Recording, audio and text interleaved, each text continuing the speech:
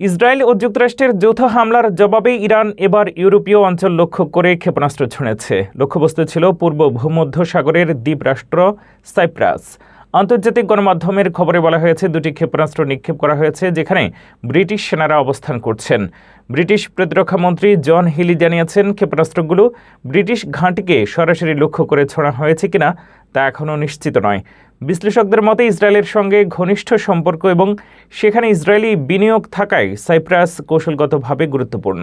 যদিও ভৌগোলিকভাবে এটি পশ্চিম এশিয়ার কাছাকাছি, রাজনৈতিকভাবে দেশটি ইউরোপীয় ইউনিয়নের সদস্য এবং ইউরো মুদ্রা ব্যবহার করে।